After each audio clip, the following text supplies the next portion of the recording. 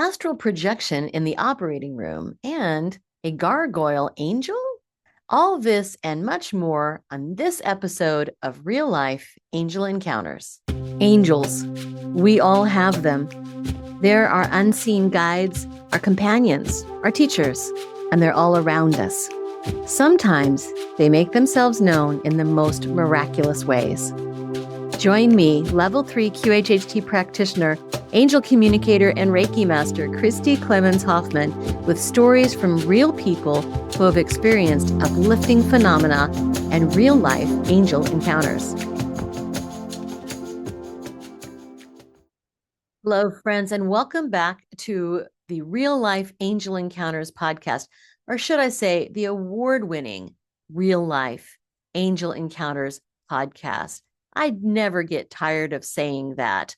This is the podcast that weaves the paranormal with the positivity and the spirituality with actual spirits. I am your host, Christi Clemons Hoffman, here in the beautiful Kansas City area. Now, I have a few announcements and some requests.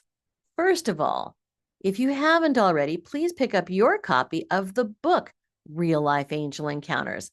The subtitle is Real People Tell Real Stories of Miraculous Encounters. You can find this book wherever fine books are sold, primarily online through goodreads.com, bookshop.org, barnesandnoble.com, and even Amazon. Now, if you do order through bookshop.org, you can specify your local bookshop to receive the proceeds. Speaking of your local bookshop, pop into your corner bookstore if you have one. Hopefully you do. These are not going away. Pop into your local bookstore. Ask them to carry this book. It's out from Simon & Schuster, which does the distribution, makes it a little bit easier. And I would like now to ask you, please, please, please, to share this show. Yeah, share this episode. That's great. I know you're going to love the stories, but share the podcast in general. Why? Because when more people know about this podcast, the more people will want to send in their stories. And the more stories we have, the more content we get for you to listen to. You see how this works? Also, I would like to ask you to please, please, please subscribe, follow, like this podcast, and that way you will get notifications each time that there's a new episode out. So right now, whatever you're listening on, maybe you're watching on YouTube too. So make sure and hit the like, the follow, the subscribe, whatever it is, so that you will be notified of future episodes.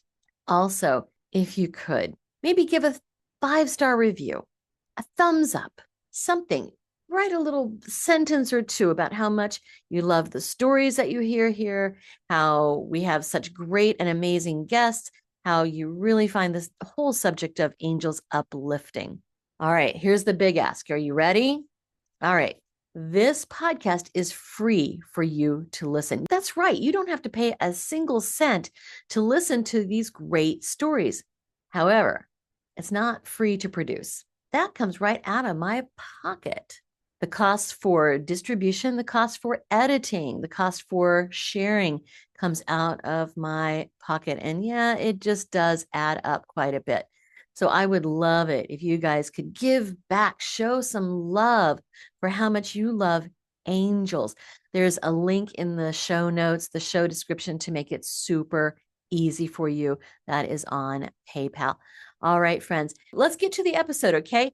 In this episode, you will find 2 storytellers who have stories about grandmothers. You know, I love it when this show basically produces itself, that we'll have stories that fit a theme together. And this theme is grandmas. Now, I had 2 grandmas that I thought were just the bee's knees, very, very different from each other, but I loved them both. And hopefully you love your grandmothers too. So enjoy, enjoy. First up, we have Jamie. Jamie is a local girl as well from Kansas City and has a fascinating story based on her grandmother. We have Jamie from the Kansas City area. Jamie, I've known you like 2-3 years or something like that. It's been a while. Yeah. It's been a while. And you have an amazing story concerning your grandmother. Mhm. You tell us what Yeah. happened. Well, I know when I've had sessions with you, you've helped me out a lot. A lot of it's kind of post-cancer treatments. I was diagnosed with breast cancer about 7, 8 years ago, and then I had a recurrence back in 2003. And so, needless to say, kind of upside down. Everything turned upside down again. So this specific time, I already had the double mastectomy and everything done. And this specific time, my dad, who lived in Seattle at the time, he came over and stayed with me and helped me through my treatments and my chemos and surgery and whatnot. While he was here, they decided to buy a house, which was actually down the street from me at the time.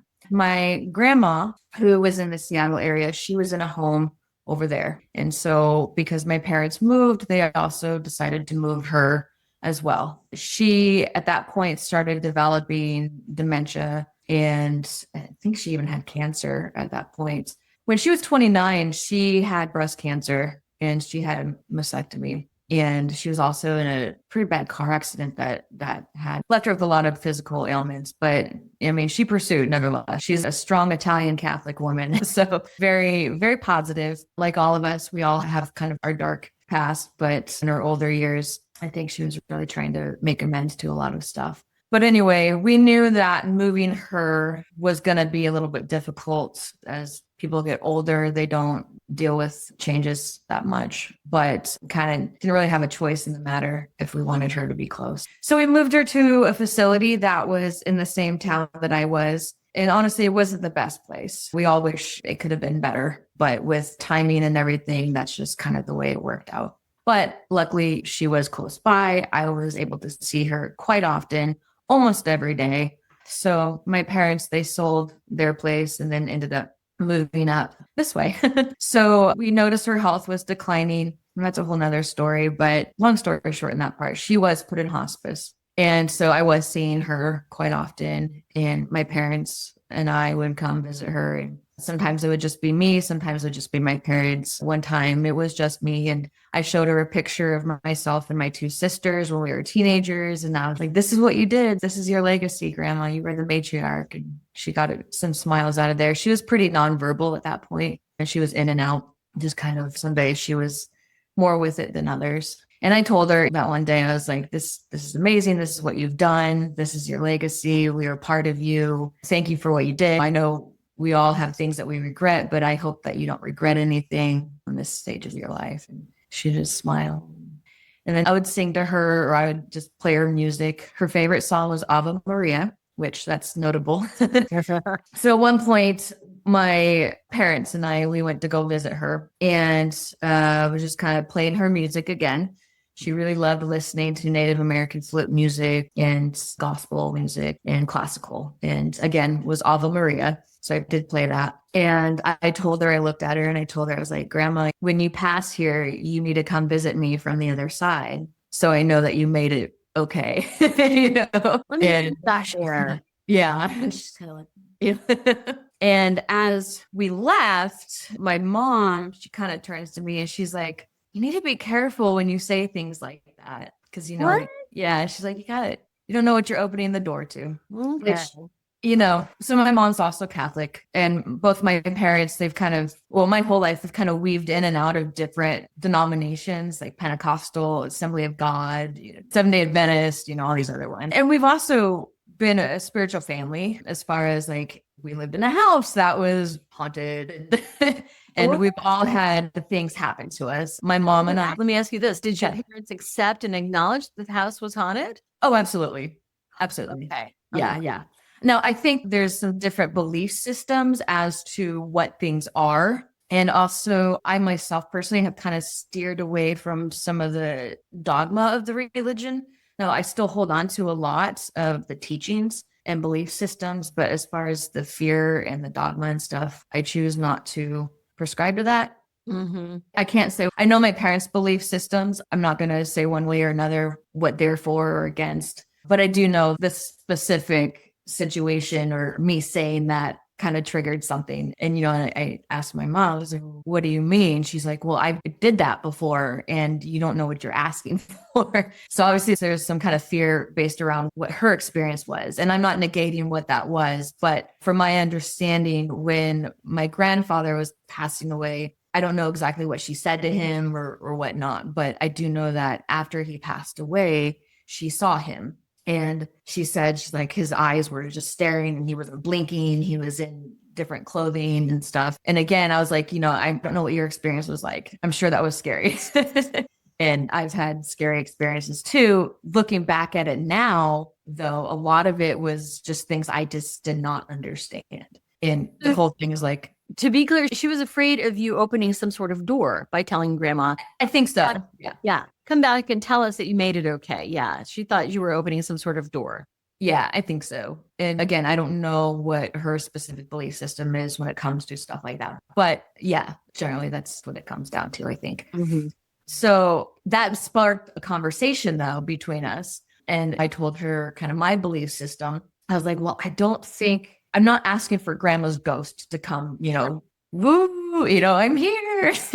That's not what I was asking for. And I said, even specifically, I said, well, a lot of the time spirits will come to us in the form of synchronicities or series of synchronicities, like songs or conversations or stuff like that. But in several ways, there's different synchronicities, different messages. And I also believe a lot of times if you're quiet enough, if you're listening enough, then that's when you can hear them. Because I believe that spirits are constantly communicating with us. And it's whether we're listening or not. Right. Not everybody's open to that. Right. But you definitely are, just knowing what you believe and what your faith is and everything. I know that you're. Yeah. So yeah, for sure. See where mom was a little bit nervous. Yeah. And I know my mom has studied a lot of stuff. Again, I can't speak for her, but I know me personally, there's things that I've studied or that I've learned about different things. Like when ghosts do come see us, they, I guess, lower their frequency, or it's kind of like ultraviolet light, And Right. so when that happens, they're not always going to get it 100% right. And not only that, but our brain is some crazy stuff. And so we're not always going to interpret what they're trying to show us. And this is notable because when she talked about the face of her dad, I'm like, I sometimes, again, they don't get it right, or our brain interprets things differently. And, sometimes if they have like a smudgy, ghosty face, and I said that specifically, I said, ghosty face, it might be scary to us because we don't know how to interpret that information. Yeah. So that was kind of the conversation. Yeah, there's the conversation. And, you told your grandmother it's okay to come back and talk to us. You can still visit us after you've gone. Yeah. Mm-hmm. Yeah, absolutely. So fast forward, she ended up passing away not too long after that conversation. It was in October, pretty close to Halloween. And I had actually my ancestral altar set up for Samhain. Mm-hmm. My service dog at the time had just passed away as well earlier that year. So I had pictures of him on there. And I had a picture of my grandma and my dog. Oh, sweet. On there. This is when she was, I don't know if you can see that, but the previous Yes, absolutely. So I had that picture up on the altar, and I got a new puppy. So I was taking him out for a walk. I left the radio on, and on classical, I left it on Alexa or something on classical because my cats, there's some musical I'm away. They like that music. Yeah. So I left the house, I came back, and I checked the mail, and there was a piece of mail addressed to Antonia Fuller, which is my grandma. And it was from her previous facility that she was at. And so I just kind of opened it up to see what it was. And the words that I didn't read the whole thing, I just kind of skimmed over it. But the words that stuck out to me immediately was thank you, transportation, transformation, grace, and dignity. Oh. And what it was a letter. They were trying to get donations for a new transportation van. So that's what that was. But those specific words kind of stuck out to me. Wow, that's going to get your attention. Yeah. So I set that down, and then I realized that like something seemed kind of weird, not in a bad way, but just kind of like interesting, like why I got this letter and the words. And it was kind of like, wait a second, this isn't the end of this conversation. What else do we have? Like what's happening here? And then I just kind of, got my attention for a second. And then I listened on the radio was playing Ave Maria, which was her favorite song, the song that we played for her in the facility and also at her funeral. It was a very small funeral. It was just my mom and dad and sister and myself. And so it was very small. but somebody had sang that song at the funeral. And so it was her favorite song. And I'm like, Grandma.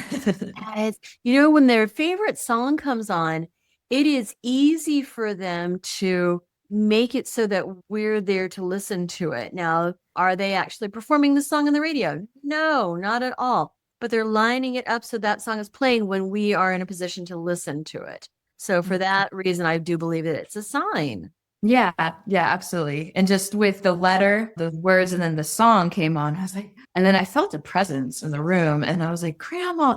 So then I picked up my phone because I was going to record what was happening, just my own self. I was just there recording my own self. And then I noticed that my altar, the picture that I had on my altar was no longer there. It had fallen off. It was face down. It was 8x10. It was face down on the floor and my cat was licking the back of it. I was like, what are you doing? So I pick up the paper as I'm doing the recording. I'm like, oh, and I think I even said, her song's on. Oh, and the picture's now on the floor. And so I pick it up and then her face, and this is the actual picture, her face has been blurred out because I think from my cat licking the back of it, it's like stuck to the floor. So it peeled off. So like it smudged her face. Looks like she's got a mask on.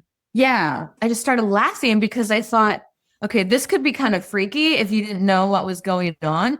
But I just remembered the conversation I had with my mom about having a ghosty, like a blurry ghosty face. Right. And so I was like, it's her face. It's like blurred. Interesting. And so just the more I kept acknowledging it, the more real it really seemed to me. And so I kind of teared up and I smiled and I was just like, okay, thank you, Grandma. Like, point taken, you made it there. You're great. And, because the facility she was in it just created so much stress amongst the family of like, if we're doing enough and advocating for her a lot. And so we were really afraid for her dignity and her grace and stuff. And so the fact that those words, dignity and grace, pointed out was nice. And so it was kind of a confirmation like, hey, I'm okay. And so I smiled and I felt the presence in the room and just like this warmth came over me and it almost felt like I was getting a hug, full body hug, but from the inside out. And I just kind of took a moment to be quiet and just really, give her thanks. And the words, I wrote them down, but the words, I said, thank you. And then the words says, you're the one who heard, but it's also for those who choose to listen. So this is what came to mind. How do you interpret that? How did I hear it or how do I interpret it? How do you interpret that? So I interpret it as kind of like what I was reaffirming with the conversation that I had with my mom, how spirits, are constantly trying to communicate with us. And it's up to us if we listen.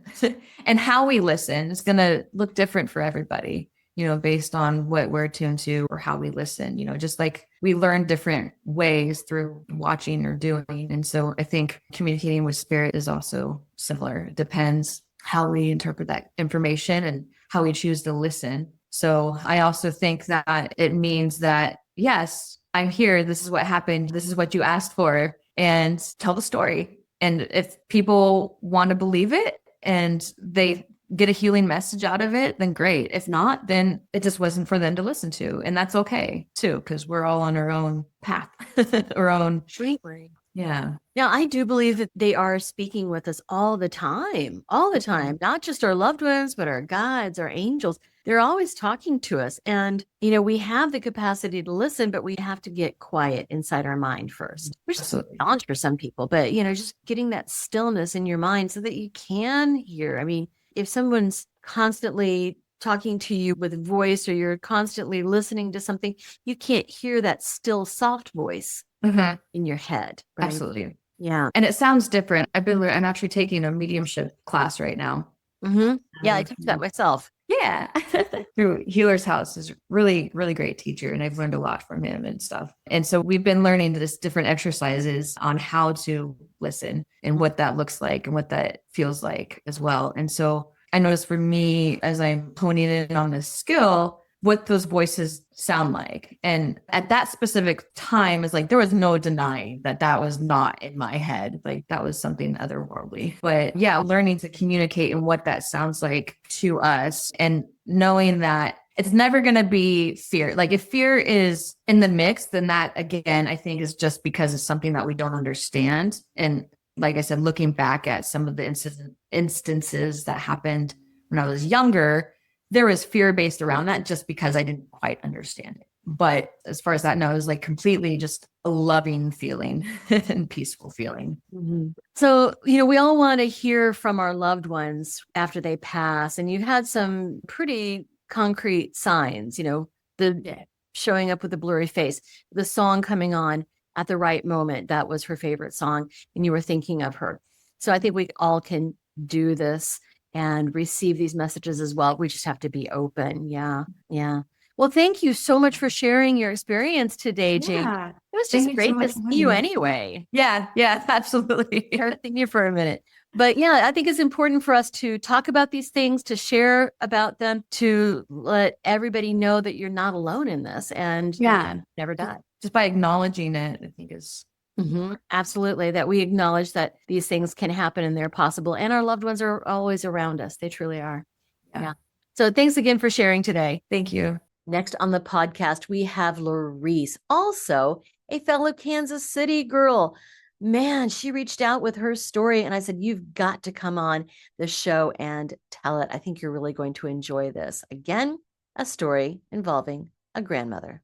And now we have Laurice, who is a fellow Kansas Citian. So glad to have you. Thank you for joining me today. Thank you for the opportunity. I'm super excited to share today. Me too. It's so funny. We were chit-chatting before I hit record, and I said, how do we know each other? I said, are we Facebook friends? And I was like, yeah, we're Facebook friends. I love that. Oh my goodness. So who knows how we came together, but we did. You saw my post on social media that stories were needed. Oh my goodness. You sent me a beautiful, amazing story. So can you share that again with our audience? Sure. Well, again, thank you, Christi, for the opportunity to share. I am super excited to be here. As soon as I saw your post, I knew that I wanted to just briefly share my own experience. So as I wrote to you a couple years ago, my grandmother was really sick and she was in the hospital for surgery. So as my family and I are waiting in the hospital waiting room, I kind of just closed my eyes and did some deep breathing and really just did a little guided meditation so that I could start to send some healing energy to my grandmother. And during this experience, I could feel myself just kind of soften and anchor. And then I felt like I was floating. So I knew I wasn't asleep because I could kind of see myself floating. And I was in the operating room with my grandmother. So I could see the doctor working on her. I didn't see the procedure, but I knew the doctor was there. And as I'm looking around the room from the ceiling, my grandfather, who passed away 14, 15 years ago, was standing on her right side and he was holding her hand and rubbing her hair. And then kind of on the back side of the room, there was this huge gray gargoyle. And it was such a calming presence that I knew it was an angel, but it didn't look like Cupid or anything. It looked like a huge gargoyle. Which could be scary. But it wasn't. And I knew when I looked at it, I'm like, this is odd. I felt like I should be scared, but I wasn't. And that was a really interesting feeling, to say nothing of the fact that I'm floating in an operating room. But then I came down and I was standing next to my grandmother on her left side, holding her hand. And as if you can't tell, I'm very close to her. I was also very close to my grandfather. And he looked at me and his eyes lit up and he smiled. And I was like, it was on the tip of my tongue to ask him something. But just being so excited to see him, it kind of broke the spell. And so I could feel myself still kind of soft, still kind of floating. And I just came back and settled and I was deep breathing. And so when I was, I guess, back to my own self, I just immediately started to take notes in my phone about the experience because it was so beautiful. Oh my goodness. Did your grandfather, when you saw him, just kind of like recognize that you were seeing him? Yes, and he's the king of cool, and like his eyes and his smile will say so much. And it was like we were having coffee together that morning, but he was, I don't know, it was warmer, like, yeah, you can see me and it's fine. Oh my. But I don't know if he knew that the interaction was going to take me away. But he smiled just like I was supposed to be there and just like he knew what was going on. And the gargoyle never said anything. Or I guess it was an angel, but they never said anything. It was just kind of anchored and protected. So I know you think the gargoyle was an angel. Do you have any theories as to why it showed up like a gargoyle? maybe just something that is solid and protective on buildings. And in this space, it felt like you are not going to mess with anybody in here. So I'm here taking up space. I'm protecting Brenda. That's my grandmother's name. I'm protecting Brenda. I'm ushering in her husband. And I'm allowing you to see this so that you know absolutely nothing is happening to her. Like, I'm here. And that's what it felt like. Now, did you ever tell your other family members about this? I did. I had told my mom probably a little while after, and she said, that's fascinating. I mean, she believed me. Everyone I've told has believed me because I'm not, like theatrical or anything. So everyone I've told has believed me, almost as if I said, it's 17 degrees today. They just took it as fact. So, yeah. This calm demeanor, this really solid, grounded presence. I can imagine that people would trust you with this. It's like you're not given to hyperbole, making things up and things like that. You just have such a grounded presence, Yeah. And you said nothing has happened like that before or since. No, I mean, I've had what felt to me in that moment like astral projection, like the out of body experience. I've never experienced that. I've never seen an angel. I've dreamt about my grandfather. And usually when I dream about him, he doesn't look at me and we don't interact. I just know that he's there, which is why I was so surprised that he did engage. And other than just like a really strong feeling that something wonderful is going to happen, I've never experienced anything, I guess, that tangible. Let me ask you this then. This is obviously not something you've been working on, astral projection, astral travel. Why do you think that happened to you? I have been asking myself that question for 2 years. And it hasn't, I guess I haven't worked on it, if that's something that you can work on. I still do guided meditation. Occasionally I'll get, like a couple weeks ago, I had a really interesting experience where I was grounded and I just had this really beautiful smell. And it wasn't an out-of-body experience, but it was something triggered by or brought upon by the meditation, I think. But astral projection, I don't know. So when you talk about the smell coming up, this is very common. We call it clairsentience. Mm-hmm. Do you have any connection with that scent that came? Yes. So when it happened, and again, this is the first time saying this out loud to a stranger. But we're Facebook friends. We're not strangers. We are Facebook friends here, not strangers. But when that experience happened, it was like a timeline collapse. That's the best way I can think of it. Though the smell itself was nostalgic. Speaking of my grandfather, cut grass is one of my favorite smells because I just remember him cutting the grass. And I knew during this moment, like I was in the present, but the smell was a modern, really fresh, really sensual grass. So it's like the grass was the past, the nostalgic feeling. I was in the moment. And then whatever it was futuristic. I don't know how to describe it. No, that's perfect. That's perfect. And scent is such a visceral type of thing. Mm-hmm. Often catch a whiff of something and then we're immediately back in a memory or a moment, right? It just evokes so much. And many times our loved ones will choose to come to us that way because it's easy for them and it does mean something and it does connect with us immediately. My grandmother, my grandma Ruth, will show up as lilac. Oh, that's beautiful. Because she had lilac in her yard. She used lilac air freshener throughout the house. She just loved that perfume. And so she always shows up as lilac. Other people show up as cigarette smoke or cigars or a pipe, right? But just something that evokes that for you. That is beautiful. What an amazing story, Laurice.